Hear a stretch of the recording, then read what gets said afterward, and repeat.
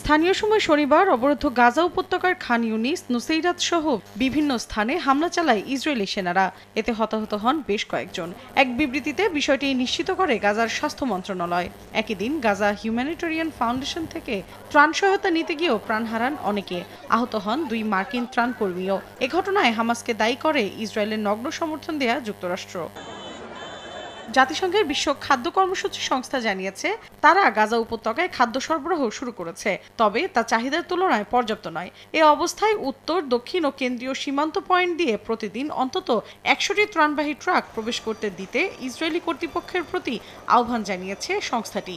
তারা আরও জানায় 21 মে থেকে সীমান্ত খুলে দেওয়ার পর সীমিত পরিসরে ত্রাণ পাঠানো সম্ভব হয়েছে। তবুও এখন পর্যন্ত সরবরাহকৃত খাদ্য 20 লাখের বেশি মানুষের বেঁচে থাকার জন্য প্রয়োজনীয় পরিমাণের একটি ক্ষুদ্র অংশ মাত্র।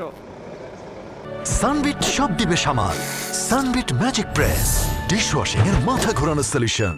গাজায় যুদ্ধবিরতি ও বন্দিমুক্তি চুক্তি নিয়ে আলোচনার জন্য একটি প্রতিনিধি দল কাতারে পাঠানোর সিদ্ধান্ত নিয়েছে ইসরায়েল। শীর্ষ এক ইসরায়েলি কর্মকর্তার বরাতে এ তথ্য জানিয়েছে ইসরায়েলের চ্যানেল 12। এদিকে অবিলম্বে গাজায় যুদ্ধবিরতি এবং মানবিক সহায়তার অবাধ প্রবেশাধিকার নিশ্চিত করার জোরালো দাবি জানিয়েছেন ফরাসি প্রেসিডেন্ট ইমানুয়েল ম্যাক্রো এবং মালয়েশিয়ার প্রধানমন্ত্রী আনোয়ার ইব্রাহিম। প্যারিসে এক যৌথ সংবাদ সম্মেলনে ফিলিস্তিনিদের জন্য একটি স্বাধীন রাষ্ট্র গঠনের পক্ষে মত দেন তারা।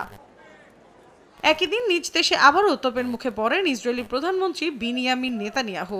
সরকার বিরোধী বিক্ষোভে জনসমুদ্রে পরিণত হয় তেল আবিবের রাজপথ। স্লোগানে যুদ্ধবিরতির পাশাপাশি জিম্মি স্বজনদের ফিরিয়ে আনার জোর দাবি জানান তারা। নেতানিয়াহুর বিরুদ্ধে প্ল্যাকার্ড বহন করেন অনেকে। মৌসুমী সাথী, সময় সংবাদ।